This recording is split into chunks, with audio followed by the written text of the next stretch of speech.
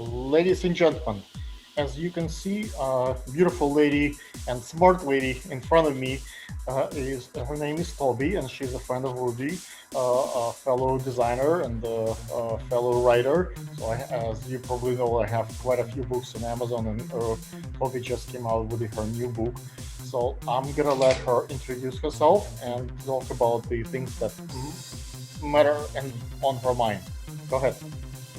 Oh, mattering on my mind. Okay, well, what matters now is my new book, The House of Faith and Fashion, What My Wardrobe Taught Me About God, available on my website, which is thehouseoffaithandfashion.com, also Amazon, Kindle, and Barnes & Noble. And it was published by Citadel Publishing, which is an incredibly wonderful publishing house. Basically, what's on my mind right now and who I am is that I have a unique combination of being in the fashion industry on top level positions for the last 40 years. And I also have a great religious and faithful background, being a yeshiva girl, which is a Jewish parochial school girl all my life till graduating high school. I am a Rebbitzin, and I also have been ordained myself. So, and this book is about 5 chapters, between 12 to 15 essays in each chapter, all combining these two subjects that you would think would be relatively unconnected. I talk with top chief rabbi of Moscow endorsed this book, and top fashion editors, and really only I could bring these two What is the polar connection? opposites together. I don't know if you saw, I had a few shows in the past that I done as my Jewish collections, and I had so much problems with the rabbis because they thought I'm objectifying the Jewish symbols. So they thought that by putting mezuzahs, by putting the Mogen David and all those Jewish symbols on the models, in the fashion, they thought I'm using religion for the fashion, which I actually I don't think it was the case, like the way I looked at it. Right. Maybe you can a little bit elaborate the connection between fashion and Jewish You life. know what?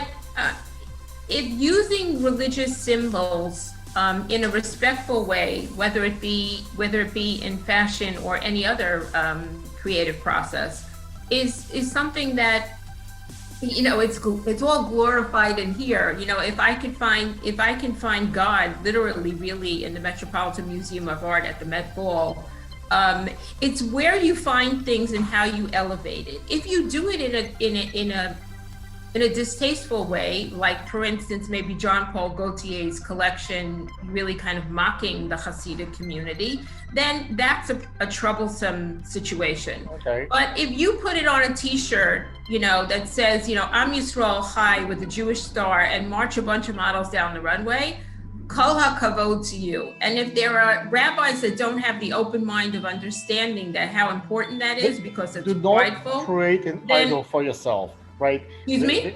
Do not create an idol. So by putting the symbols in fashion and idolizing the models or the fashion industry or whatever, it kind of goes against the one of the fundamental symbols of Jewish faith.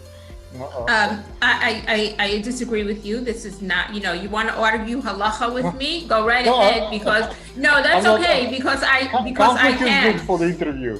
No. I can, because that is not avodah zarah.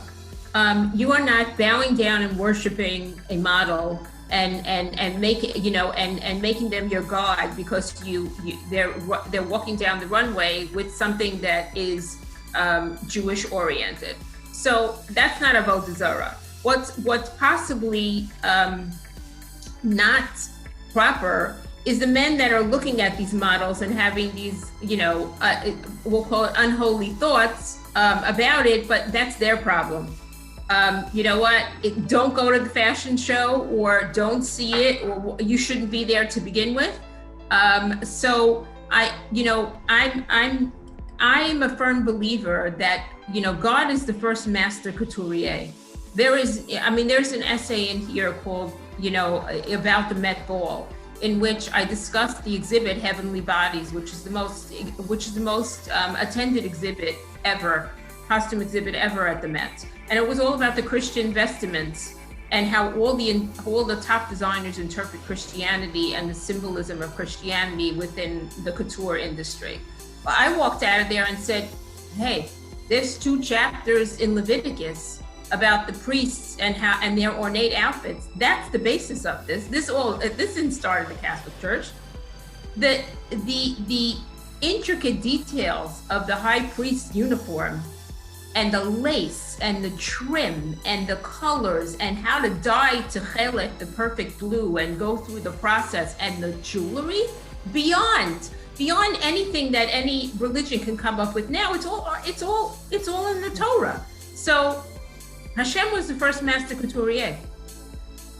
Okay, we touch on that subject, so that's maybe an additional maybe a conversation that maybe if the audience will really interested in the subject, and we will have tons of questions for you.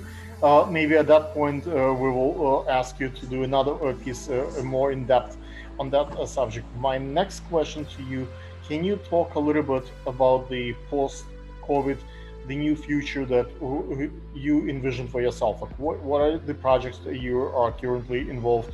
What are you doing for the summer? Like I don't know, like Fashion Week September. Like what's the plan for your book? How do you promote? Like what's the next steps are you taking now? Well, you know, the recovering from COVID wasn't my biggest challenge. Recovering, thank God, from stage 4 ovarian cancer was my biggest challenge, in which I wrote this book during that process. And so to be able to, you know, come out of that and realizing that I actually found my purpose within that disease by putting together this book in which I've been, you know, living in the House of Faith and Fashion my entire life. Actually, I've been a resident, and I actually built it from the ground up. But I am going on tour this summer with the book in communities, and then as things open up for me, because you know I have my own challenge with my immune system that has really nothing to do with COVID. As I feel more and more comfortable, I'm now getting, you know, invitations to collaborate for New York Fashion Week, Paris Fashion Week, Milan Fashion Week, and actually Mexico City Fashion Week. So, you know, I'm actually right now my Are you going for Miami Swim Week? We're going from the July Miami Swim from July 6th to July 12th. Say what? Me and my friends, we are going to Miami Swim Week. Swim Week. Yes. Miami. Are you planning to go there? Because it's a lot of jewelry designers, a lot of shoe designers. It's not just, you know, swimwear and lingerie. It's a lot of other designers as well. It happened, but ladies and gentlemen, I apologize. We get frozen. So I don't know, it's on my connection or Tobi's connection. So that's the part 2 of the same conversation. Go ahead. I apologize for the technical issues. What were we talking about? Miami Fashion Week? Yes, I mentioned that friends of mine and I are going to Miami Swim Week. I have 2 shows. I have a show on the 6th of July, and I have a show on 12th. One show is underwater, basically in the ocean with the projector lights, and the other show is on the beach. But a lot of shoe designers, jewelry designers, a lot of designers coming. It's not just a swimwear. I don't know if you're planning to go as well. Well, I'm not, because I actually have 2 events myself in New York. I have a book signing event in Manhattan, and then I have I'm a keynote speaker at another event 2 days later. So thankfully, I'm booked. That's great. What other steps do you take to promote your book? Are you doing things on the social media? Are you doing like Instagram, YouTube, Facebook, like that kind of stuff? You know, it's been organically been catching steam, because it's just had a very exciting momentum. But you know, I do have a Instagram page, Tobi Rubinstein, and the book has an Instagram page, The House of Faith and Fashion. And again, the same on Facebook. I've been doing a lot of podcasts, and very important podcasts, and I've done iHeartRadio 3 times already, and going on again on June 8th.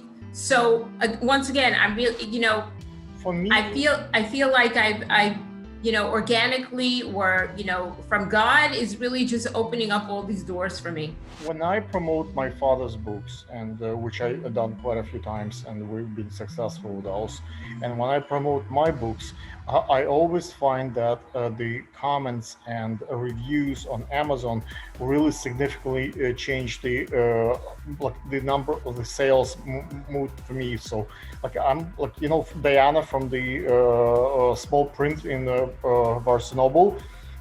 She runs that department for Barnes Noble. So whenever they see a lot of sales, that I can show them number of sales increase substantially on Amazon, that's when the Borders and Amazon and the Barnes Noble and all the other stores start coming in. Because if they don't see many sales on Amazon directly per minute, per hour, they don't really want to order. But once they see numbers coming in, that's when I see my phone start to ring and people ask for the books. Well, it's on Amazon, and it just came out May 13th. So what's today? It's 13. It's 16 days. Let's see. I think the first days are the most significant, because if you catch up right away and a lot of comments, a lot of sales, the algorithm kind of pick it up. But if you miss the first few days, few weeks, and you don't become success instantly, the traffic doesn't go there. The system kind of puts it down. So that's you're in the midst of very important days right now. Well, maybe I have to hire you for advice. Let's see. Okay, I don't know about hiring, but I certainly would be glad to assist. Well, then thank you for the advice. I appreciate it.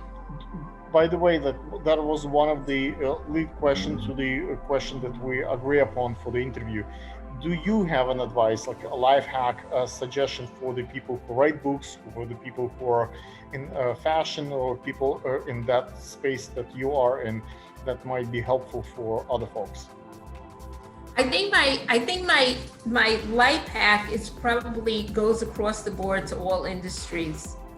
And by telling you this, I could say this with the utmost experience.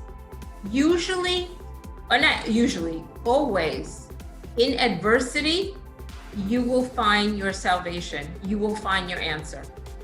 If you get a rejection, if you're being told that you're not good enough, you're not whatever, your collection is not good, or you get any kind of adversity or any kind of pushback, there is always an answer inside of that. You have to go within yourself. You have to have faith in yourself, and you also have faith in God, no matter how you worship it, and just do it. That's it. I've done that my entire life. Thank you. You and I have a mutual friend, another Jewish fellow, Rudy, who shot the cover for your book. Can you talk a little bit about this fellow photographer? How did you come upon that he shot the cover for your book?